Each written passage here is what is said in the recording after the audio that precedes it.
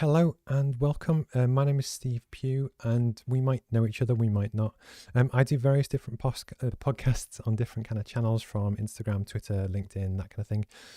One of the things which actually came up recently, which I wasn't originally planning to do, I was originally looking to get a guest to be a speaker on my traditional, normal business strategy podcast.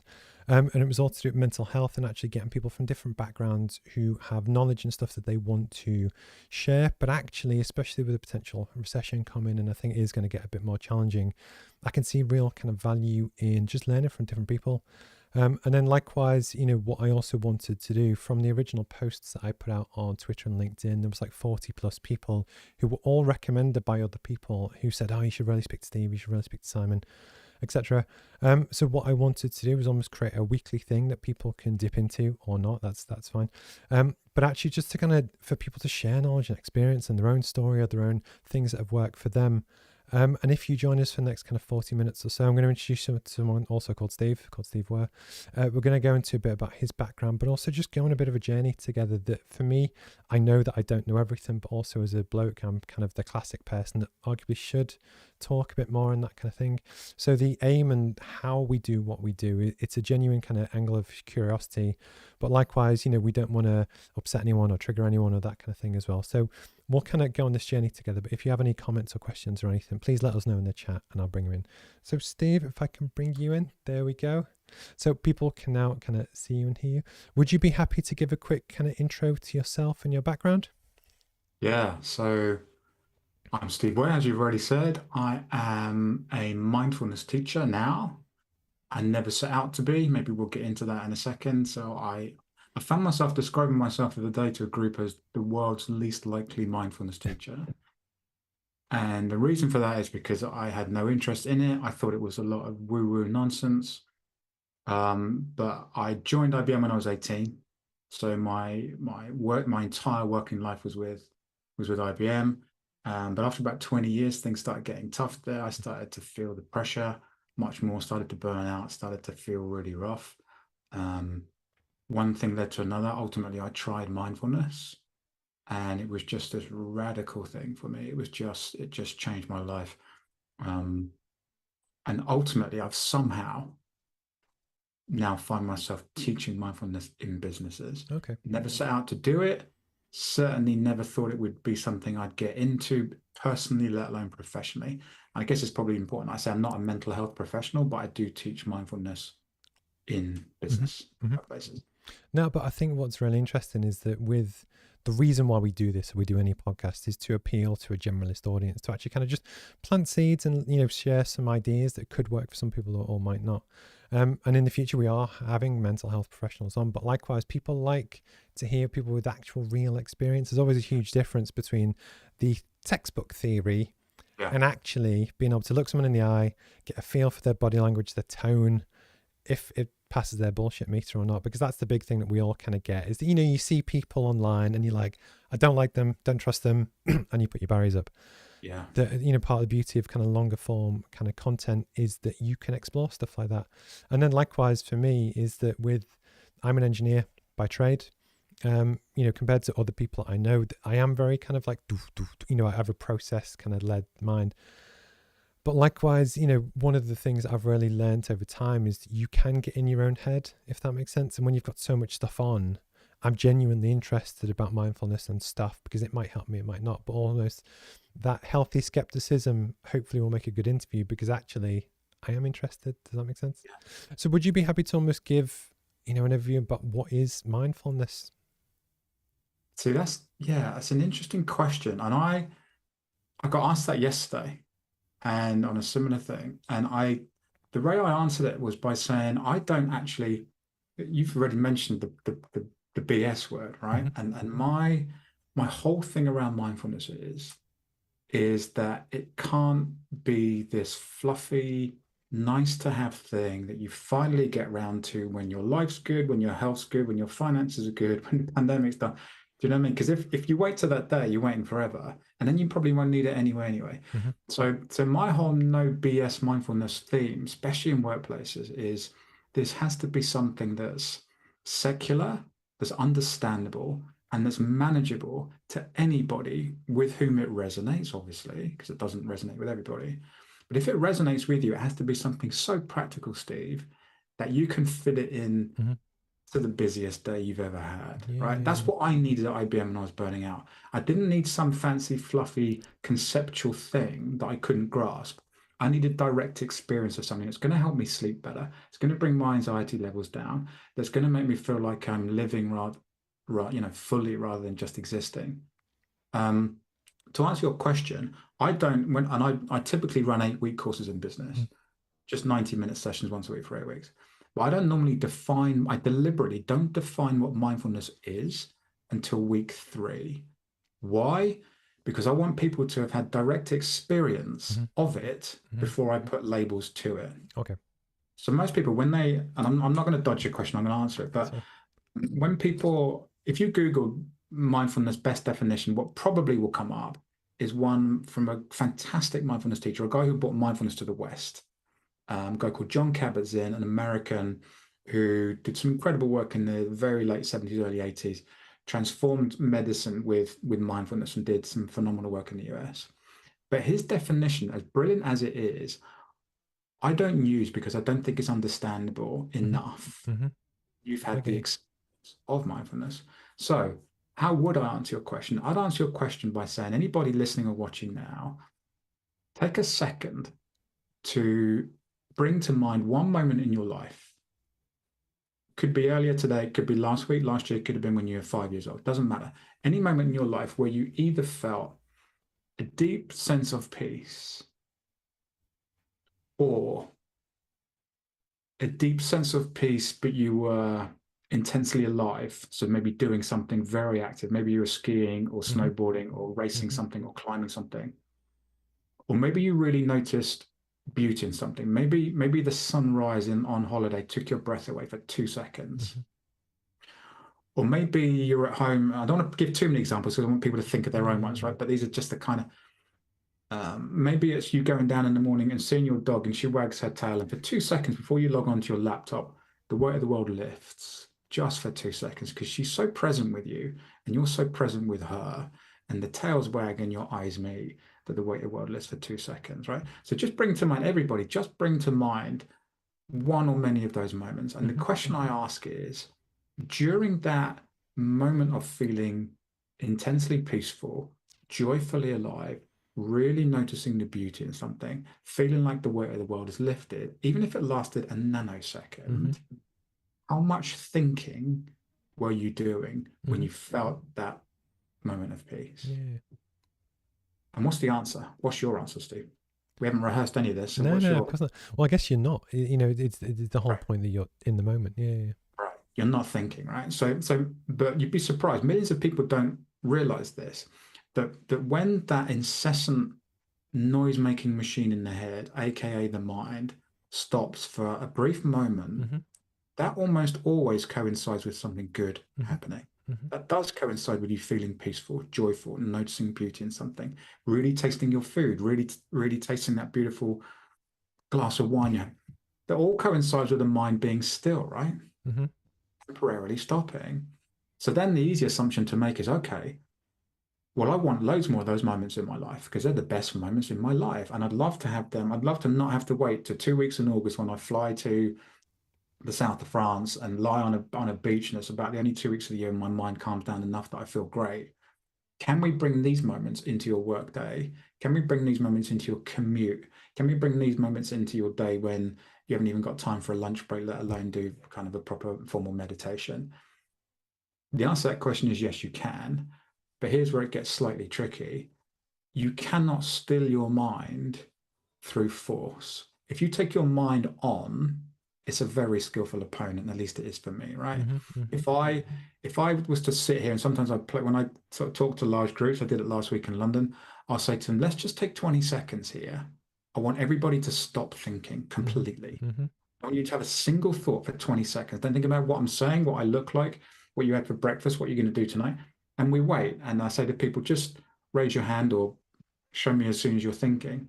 And also say to them, if you ever have the thought, I'm definitely not thinking now, I'm doing this, Yeah. or am I thinking, or was that a thought? yeah, those are all thoughts too, right? So what we realize very quickly is we've got this crazy mind that so many people have written about that just won't keep still, that just has no off switch for a lot of people. And you don't find that off switch through force. Mm-hmm. You No, I don't get it. find it through suppressing thought. You don't find it through trying hard not to think. There are ways you can do it, and maybe we'll try one later on. But mindfulness can show you lots of different ways of stilling your mind, and none of them involve fighting it. None of them involve resisting it. Mm-hmm. None of them involve suppressing thought, suppressing emotion, suppressing anything. It's just a very subtle withdrawal of attention, so to speak, Mm-hmm. from your thinking Mm-hmm. mind and placing it somewhere else, like the breath, like the body. Yeah, because I must have have you read, I'm sure you have, it's the Chimp Paradox by Professor Steve Peters. One of the things that really got me about that is that when you have an argument in your head and that thing that you're going to say to that person, how it just kind of spirals. And it is true that you can't outpower the gorilla in that example where you're not going to win. Mm. But it's true. But one of the things that almost, because I've been interested in, I say meditation, I don't know why I'm doing the speech marks, but for a while, what I found for me doesn't work is to sit and try and be still, and it doesn't work for me. But this might sound silly, but one of the things that I found that really works, and if you ever seen, did you ever watch House of Cards with Kevin Spacey? No, I didn't. So there's a bit where he's the US president, so the busiest man in the world, mega pressure, whatever. Yeah. And in that TV show, he actually plays on the Xbox, and like very intense, like Call of Duty, where he gets so sucked into stuff that you're focusing on a thing. So in meditation, they say focus on the breath, focus on the smell, focus on whichever. For me, as silly as it sounds, that works because I get so sucked into concentrating on a singular thing that I forget about work, I forget about stuff. Yeah. And it's just, that's silly as it sounds, works for me because it's an active focus, but it means I don't worry about paying bills or... And it's just, but I'd love to learn more. And actually one of my big mentors is a guy called Ray Dalio. He's one of the richest men in the world. And he talks about Transcendental Meditation, and he does it twice a day, and it really helps him just make conscious, calm decisions. And, I tried to look into that, but it's hard to find something that works when you are kind of on, if that makes sense. Yeah. So talk me through it then, Steve. So when you've tried meditating in the past, what's, in your opinion, gone wrong? What's not working? In the example that you had. So one of the things, and this sounds really sad, but I have an Apple Watch, or I used to do, when you manage your pulse. Yeah. And as a kid or as a teenager, I used to play the game to concentrate on how slow can I get my heart rate, where I'm literally trying to slow, and I've got the number, and I'm trying to, I think my record was 37 beats a minute. Wow. But the point is just kind of, get to, but after a while, my head starts thinking again about something. Yeah. And that's what works for me, is that I love to get lost in a moment when I can, but often you quickly become habitualized to it, that your mind goes, okay, I'm safe, and then it gets distracted again. And that's almost where, as silly, I'm embarrassed to say, but almost computer games work for me because it's a half an hour or 10-minute, quite hard. Or I play a lot of sport as well. So for instance, I play basketball. And, between plays, it slows down a bit and you think a bit more. But for those few seconds, you're in the moment that I forget about work. I forget about stuff. And I like it. Does that make sense? Makes perfect sense. And I mean, if you talk to professional sports people, I'm a basketball fan as well, and there's been, George Mumford did some great work in the NBA with mindfulness, bringing it in, coaching people like Kobe Bryant, Michael Jordan, and they've, I guess any sports person will tell you, whether they describe it as mindfulness or not, they'll probably describe it as being in the flow. Yeah. That's a state of no thinking.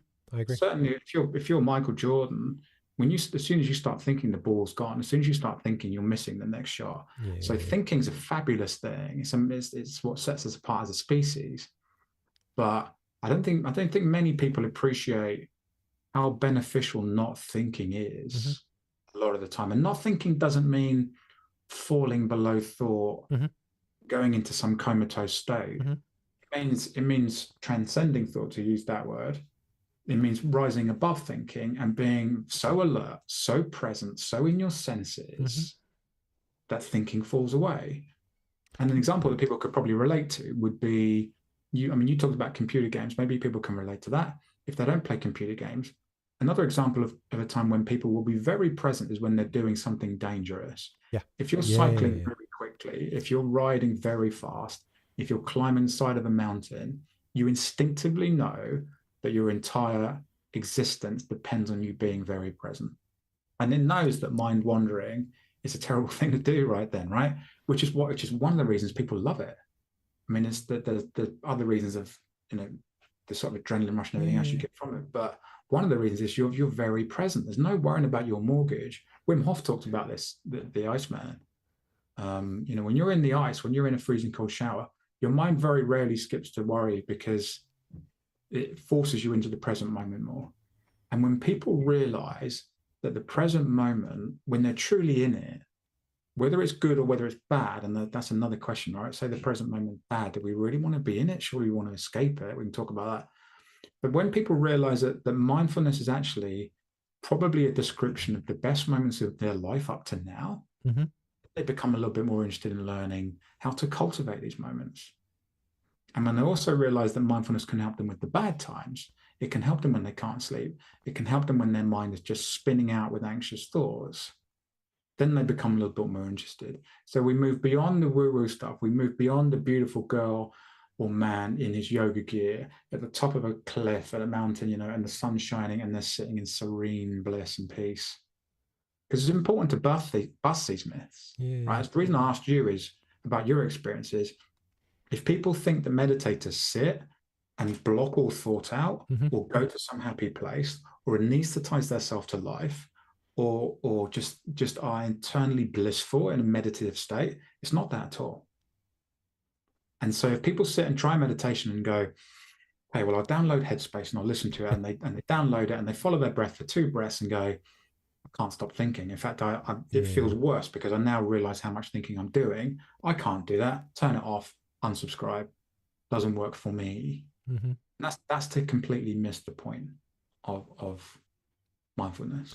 So one of the things that I think is very common, I have close friends, family, that kind of thing, that kind of suffer with anxiety, where that they worry about things, but almost, who do you feel that, I don't just say everyone, but it's almost, you know, that this can kind of most help, and how does it help? Does that make sense? It does, and it's a fairly broad answer. I would say the people whom it helps are the people with whom it resonates, and it has to resonate. You have to listen to somebody Mm-hmm. or watch something and go, yeah, I want to learn more about that. And what drives people to that will be suffering, right? Nobody ever came on any of my courses who was born into the perfect household, had a trust fund, you know, spend their entire life partying and having fun. Nothing bad ever happened to them or anyone in their family, and life's good. Nobody ever rings me up and says, "Can I come on your course?" Because why would they? They've had no suffering. People that come on my course, and I'm not a clinician, but people that come on my course are normally people that feel a bit overwhelmed at work. They feel more anxious than they used to. They feel like they've got a mind that's jammed in the on position. Mm-hmm. They feel like they're not sleeping as well as they were. And it's almost a getting back to feeling how they used to. Okay. They know what it feels like to be more calm. They know what it feels like to sleep through the night. They know what it feels like to not be so overwhelmed by work. They know what it feels like not to be snappy all the time. And so it's helping people to get back to where they were, so to speak. No, I've got, and I think especially, it's different people. I was going to say, I think especially for a business related audience, I think a lot of people will relate to that, because I think, was it last night? When I get ideas, I you know, tend to run with them. Yeah. But often, yeah, when you're trying to go to sleep and you just can't think about that podcast and you're trying to get that thing done, and it's like, and it's hard to kind of, you know. That's probably quite a nice thing to be kept awake by, though, isn't it? That's kind of an exciting idea. I've got lots of stuff going on in my head. It is, but when you're desperate to get to sleep, it's. But one of the things that really kind of worked for me is that when I was doing my PhD, I was doing that in the daytime and running a business in the nighttime, and I was just mega busy. And I'd be trying to go to bed at like 12 p.m., 1 a.m., just because, you know, it was late and there's so much stuff to get done. And one of the best things that ever worked for me is actually my wife would encourage me to just come to bed at 9 o'clock. And one of the things that we do now, and I've done for probably 10 years, which she's almost forced me to do, is that yes, we do get up early, but going to bed and routine that come 7 p.m, we start to dim the light levels. and actually start to calm down, switch off the devices. You know, you always have a little play on YouTube or whatever, but it's actually, you start to slow down, close the curtains, and then come 9 o'clock, I'm often in bed, really good night's sleep, get up at 6, and I'm energized. As well, one of the things that I think I've been guilty of in the past, and I think a lot of people do, especially startups and stuff, is that you can run at 100% for a month, maybe a month and a half, and then your fatigue, your performance just tanks. And one of the big things that I think a lot of people would be really interested in, and I'm a huge Michael Jordan, Kobe Bryant fan, is it how do you sustain performance for 10 years, 20 years? How do you actually keep? And one of the things that work for me, because I have very intense days, but I get the sleep in. And that's just something that seems to work for me. And it's when I get thrown out of my routine, that's when my mind starts to wander a bit, and I lose my cadence, to use a running kind of technique. Yeah. Sleep's huge, isn't it? I mean, the fact that sleep is a first sign for me that my mind is too active, Mm-hmm. that my mind won't leave me alone, that I'm not doing enough to proactively look after my mental well-being. So with this being, and hi Simon as well, he's one of my regulars. One of the questions, obviously, with this being a mental health related podcast, people have all different worries about lots of different things. In my own family, we have a lot of people that have illness, some terminal. You have people that worry about debt, about Christmas, about lots of different things. What advice would you give to those kind of people, just to start to make the, test the water, see if something could work for them, so that if they want to find out more, they can? But almost, what would be that like first step? Is it an exercise? Is it? I tell you what I do, personal plug actually. I run a free session on a Monday morning, 8:45 to 9 a.m. every week, free for everybody. I used to do this when I was an IBM. And it's for anybody. It's for people that are very experienced. It's for people that don't even know what mindfulness is and have never tried it. And it's a chance to come along and practically experience a very short mindfulness practice, meditation, just to see it, right? Because we can talk about it till we're blue in the face, Steve. Yeah. And nobody ever got fit by listening to a talk on fitness, did they? Yeah. So I always think that the essential thing is for people to shift from conceptual knowing to experiential knowing. Mm-hmm.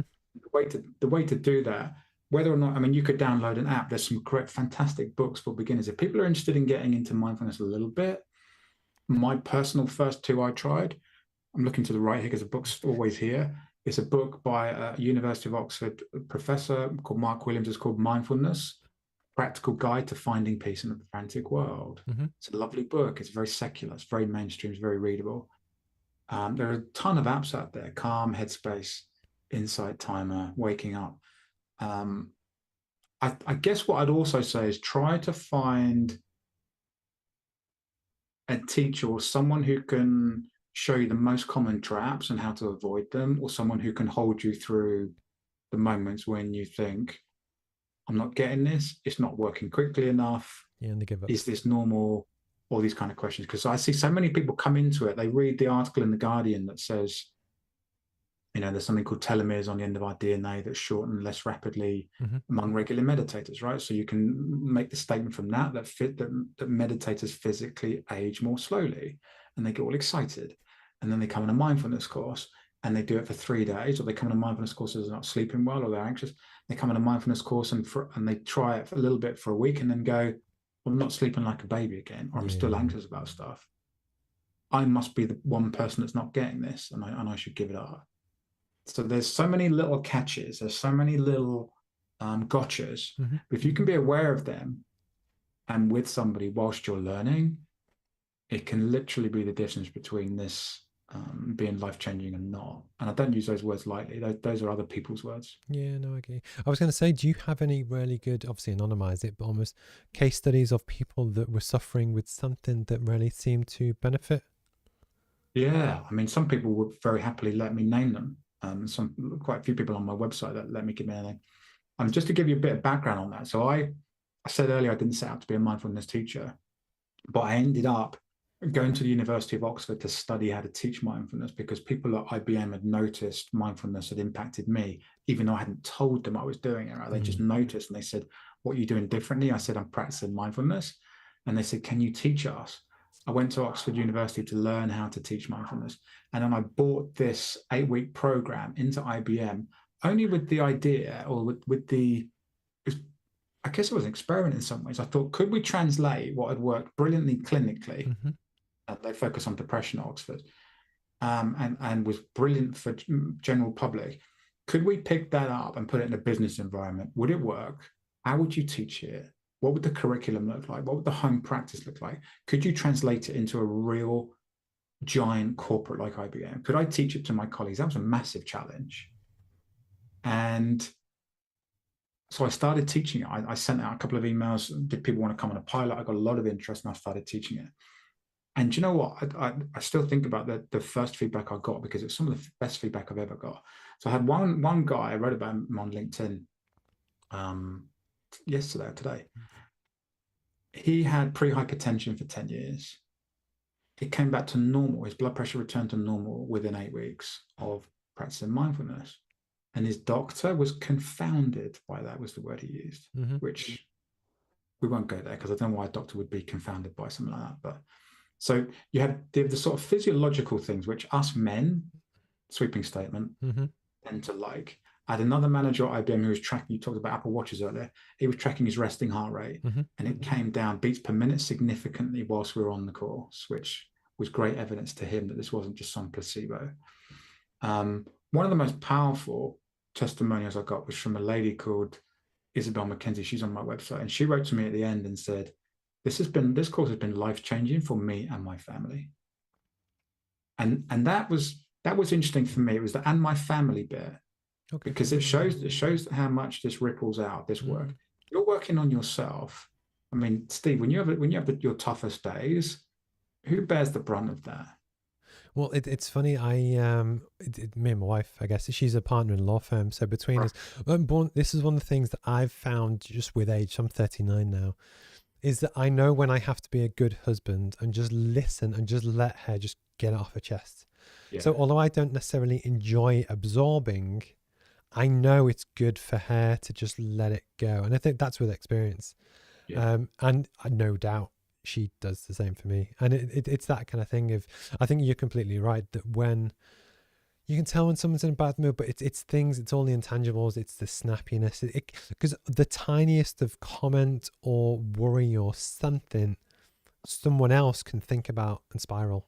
You know what I mean? So it is a difficult one. And I think based on that as well is that, again, part of the reasons why I love longer form content is the more you actually kind of get to know someone, if you know someone's inherently a good person and calm, when anyone can have a bad day and snap at someone, but it's almost, you often know when you self-reflect and think, actually, I made a mistake there. Yeah. But I and again, in business, it's that balance of, it's tough. And every business owner or leader that I can work with admits that you haven't really got anyone to talk to, and you could snap at a colleague or something, for something they don't even know about. You worry about bills or something. Yeah. And that can impact their whole organization. They could quit. Absolutely. And the more you can almost stay in that zone, what you mentioned before, just stay in a sweet spot where you don't overreact either way. Yeah. I think absolutely. I mean, you prompted me to think about two specific people I've taught over the years. One was, I taught at a firm locally in Portsmouth, and one of the guys was on the course. He was very skeptical before he came on the course, which was great. But he was open, right? He said, "I'm not sure about this, but I will try it." Mm-hmm. And he ended up getting a huge amount from the course, so much so that he actually helped a colleague who was thinking of quitting, who'd had just a bad day and thought, "I'm jacking this in. I can't do this anymore. I'm going to tell the boss." And he used what we'd learned on the course to speak to him, and the guy stopped, didn't quit, which was really powerful. Okay. The other one is, and this is about me making mindfulness very normal. So let me give an example of someone else who I worked with, who had just changed a very ordinary situation in their life, right? Because some people think of meditation and mindfulness as something separate from their day. Mm-hmm. Like you get it done in the morning, right? I'll get up at 6. I'm Ray Dalio. I get up at 6, I do half hour, and then I power through my day. Or it's part of my workout. I get up at 5 and work out for 2 hours, and then I do half an hour meditation. Almost like you box it in a time, like you tick it off and you're done. Yeah, got it. But people that get the most from mindfulness, from meditation, and this is probably the distinction between the definition of two of them, Meditation for me is a formal practice. You sit, you build this muscle of attention. I don't like the words brain training, but it makes it more understandable, right? Hmm. It's this ability to notice how frequently our mind wanders, bring it back. And you gradually start to still the mind if you do that. Just observe it, allow it to go, bring the attention back to somewhere else. It's almost like training a wild horse. Hmm. You let it run around and be crazy. You got it on a long line, Hmm. you let it run around and be crazy. You just very gently reel it in. Hmm. You're not fighting it, and just Hmm. so there's this practice. But mindfulness is, what about the rest of your day? What about the rest of your day? I was at Salesforce last week speaking to them, and a guy put his hand up and said, "My question, Steve, is so what?" And I said, "What do you mean?" And he said, "So what if I do 10 minutes of meditation in the morning? And let's say it just feels brilliant every time I do it, which it may or may not. But let's say it does. After that 10 minutes, I've still got to get on with the rest of my life. I've still got the stressful job. I've still got the stressful family life. I've still got the financial pressure. I've still got to come back into the real world after this 10 minutes of peace, so to speak, right? Great question. So how do we deal with that? Well, we deal with that by inviting mini moments of mindfulness into your day, any day, no matter what you're doing, no matter where you are. And these moments aren't about doing different things, Hmm. they're about doing things differently, which require no time, which means you can do it when you're brushing your teeth, taking a shower, eating your food. Putting the bins out doesn't even need to be exciting, right? Yeah. And if we drop these moments in, that's where the huge cumulative power So is. can we give like an example of one of these techniques? I'm just very conscious that we've talked about the benefit, but we haven't necessarily given value about something that someone can try, even if it's only a small Yeah, thing. yeah. Well, let's Something that try really one. help. Yeah, go for it. So let me start off by saying you don't need to change your posture. You don't need to go into some weird mode when we're doing this, right? I'm just going to carry on speaking. That's fine. You can close your eyes if you want to. You don't necessarily have to. Just because I'm on camera, I won't, but Fine, I'm here. fine. No, keep mine open as well. So we talked earlier, right, about the most beautiful moments in life involving the mind being still.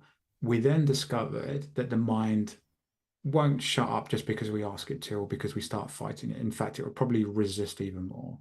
So let's do a short practice now, right now. If I slow my speech down just a touch, all I want anybody listening or watching to do is become very alert. Mindfulness is about alertness, it's not about falling asleep. Become very alert. Drop your attention down to the tip of your nostrils right now and notice, catch the next in breath as it comes in. And as you catch it, follow it all the way. So see if you can ride the wave of your breath with your attention. So catch it at the nostrils, track it as it goes past the throat, the chest, maybe your chest expands slightly, all the way down to the belly. Maybe your abdomen expands a little and you can feel it touching your shirt as you breathe in. Maybe you can feel it falling away as you breathe out. And just stay with it. And there's no effort in this, Steve. Hmm. We're not trying to still our minds. We're not trying to feel peaceful. We're not trying to do Yeah. anything. We're just taking our attention, being alert, placing it on our breath. So we'll just do two more, right?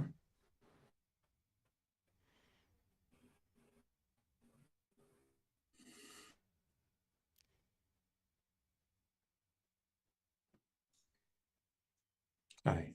Now, one of the greatest mindfulness teachers of all time, in my opinion, is a guy called Eckhart Tolle. He's written The Power of Now. He's written some phenomenal stuff. He tells us, and my invitation to everybody watching or listening is this true for you?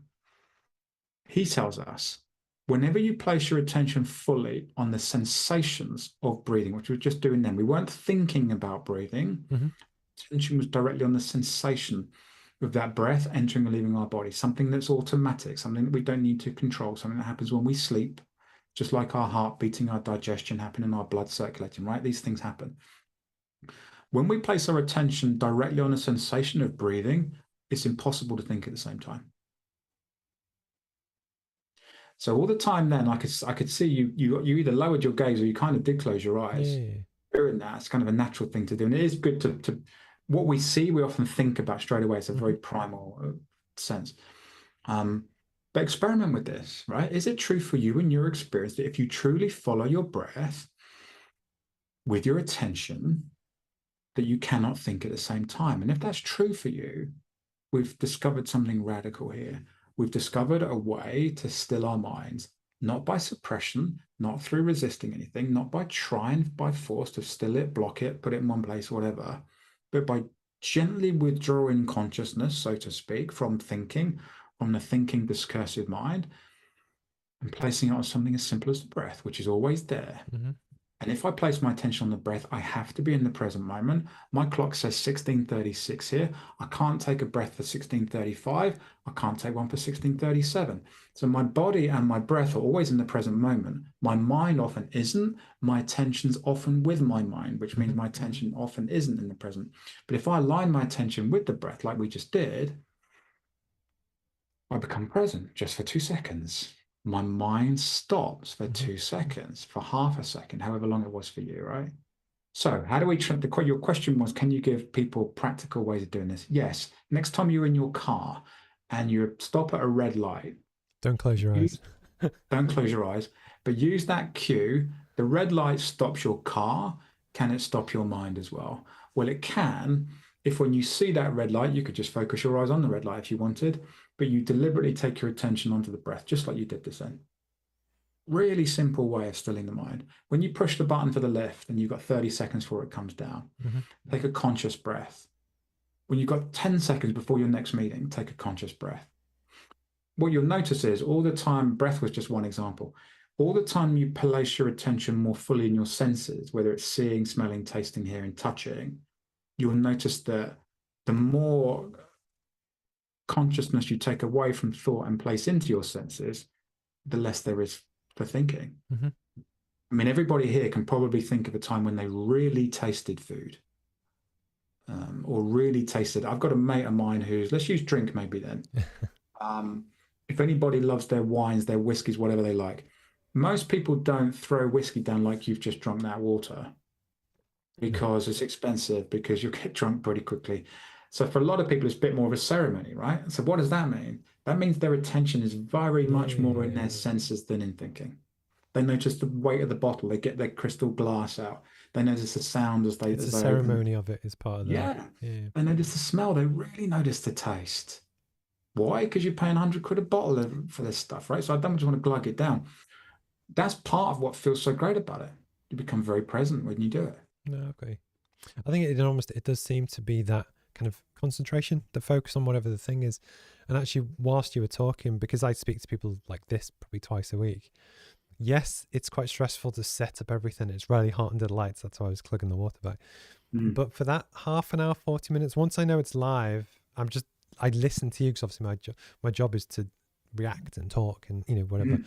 But yeah, for that half an hour, okay, I do wonder coming back, but I'd have to concentrate on you. Yeah. But actually, strange as it sounds, this is actually quite relaxing for me. I love to talk to people. I love to learn, I think is the important thing. But it's that balance of just find whatever works for you, I think, which is interesting. I am very conscious of your time and how busy you are. And, definitely if you can get the chance to go back to the beach in Portsmouth today and enjoy the sand and stuff. Is there any other kind of tips, or where can people find you? How can they find out about your course, that kind of thing? Yeah, so the best two places to find me would be my website or on LinkedIn. I'm pretty active on LinkedIn. I answer every DM on LinkedIn. So if you search for Steve Ware, Ware, mindfulness on LinkedIn, you'll find me. And stevewaremindfulness.com is my website, just one L in mindfulness. Those are two ways to find me. Let me set people one other invitation to do something if they want to practice some of this. This is something that they'll show you in Oxford courses and elsewhere. And you can just play with this, right? So pick one routine activity that you do every day, let's say for a week or for the next 4 or 5 days or whatever. Now, preferably something you do every day. So don't pick running if you run every twice a week or whatever. Pick something so normal like brushing your teeth, showering, eating your lunch, drinking tea, walking upstairs. Doesn't need to be anything exciting, right? And what I want people to do, two things. I want them to notice. Let's pick brushing your teeth as a first example. I want you to notice when you brush your teeth tonight, what are you actually doing? I bet there'll be some people here that will be checking their phone while they're brushing their teeth, probably. I'm guilty of that. No, just notice that, right? Even if you don't have anything in your hand, Notice what you're doing while you're brushing your teeth. Are you thinking about what's going to come next? Are you thinking about the day you had? Or are you present? Why would you choose to be present when you're brushing your teeth? Sounds pretty boring, doesn't it? Mm-hmm. Sounds pretty, you do it twice a day, every day. What's exciting about being present?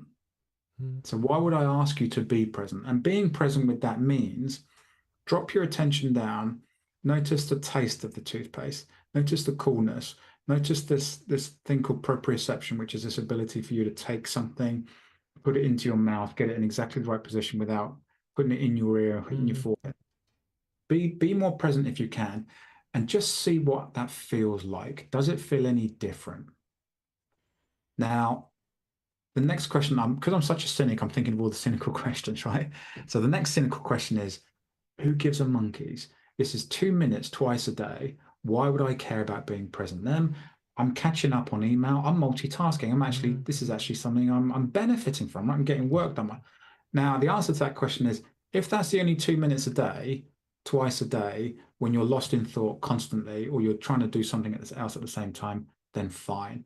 But if that's a metaphor for your entire life, then you may be more interested. And how can you tell if it's a metaphor for your entire life? Either one of the ways is if you're the person at the New Year's Eve party that says, "Where the hell did 2022 go? I blinked and I missed it, and it went Mm. even quicker than last year." Don't be that person in your people's home who turns to the nurse and says, when they say, "How was your life?" You say, "I blinked and I missed it." To be Yeah. honest, It's all the people that have regrets. It's one of the classic things that people never regret stuff they did do, even if it went badly. It's all the stuff where they wished it's the lost opportunity. yeah. No. And you can, if you're living in autopilot, Steve, if you're constantly losing your attention in the past or the future, Mm-hmm.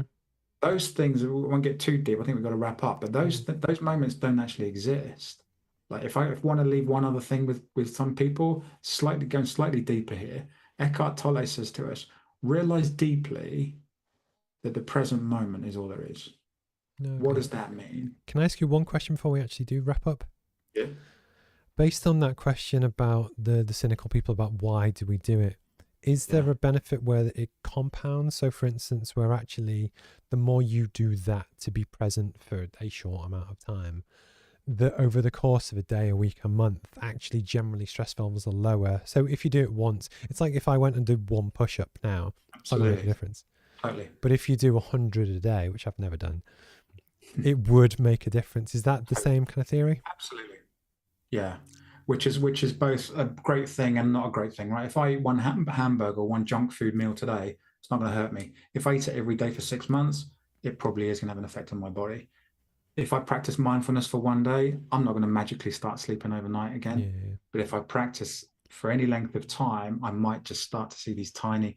And I'd say to people, if you start to see tiny things, it may be you stopping biting your nails. It may be you noticing the birds singing on a walk. It may be you noticing not snapping at your wife so quickly. It may notice you being slightly less overwhelmed at work. If you notice tiny, tiny, tiny things, please honor them.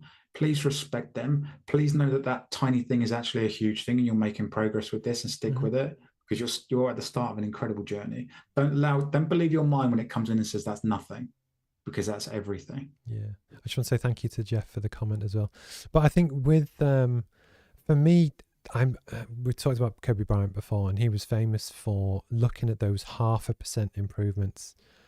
And for me, rightly or wrongly, I kind of live by that. So, for instance, before we came on air, I tweak this setup, and I'm constantly looking for tiny little changes and improve, and that's just what I do. And in the same way I said before, that when I used to overwork to the point where I would become fatigued and tired, getting my sleep in has made a massive kind of difference. Yeah. I realized last year, obviously we all had kind of COVID, still do, but there were certain things that I've done that just make that little bit of difference, where you can make a difference in your life. And one of the things that I've really tried to do, especially with we've had some bad news, family illness and stuff recently, is actually to, I always treat it where I could be dead tomorrow. Genuinely, I might not even make it home tonight, Yeah. And one thing my wife runs, I think, well, this sounds really morbid, but she might never come home. She could get hit by a car when she goes out for a run. Oof. So actually, I do try and be present just to enjoy today. Yeah. and tomorrow, and that glass of water because it's really hot in here and that's nice and cold. But that for me works. That when you do get cynical people, either think it's a bit airy fairy, but actually they want to be the best business person they can, the best sportsman they can, the Yeah. best dad they can. Yeah. It's probably not going to hurt, if that makes sense. No. Cool. Well, It's Steve, thank you for your time. I know how busy you are. I appreciate the Apple Watch game you've got going on as well. And no, honestly, it's been a pleasure to kind of speak to you because it was a bit of a gamble in terms of when I purposely let other people pick all the guests. And because of an authenticity thing, I never pre-screen people. We never go through all the questions before we no. start because people can tell if it's like, Yeah. I hate pre-rehearsed interviews where Yeah. someone's told what to say Yeah. because it's a bit crappy. I just don't do that, you know. And then obviously you've kind of mentioned where people can find you. I'll tag you in all the stuff as well. And it's been a genuine pleasure to kind of talk Likewise. things through. And yeah, stay in touch. And yeah, best of luck with everything. Thanks, Steve. Been a real pleasure. All Thanks right. for having me on. Cheers, mate. Thank you. Bye bye. Thank you. Bye.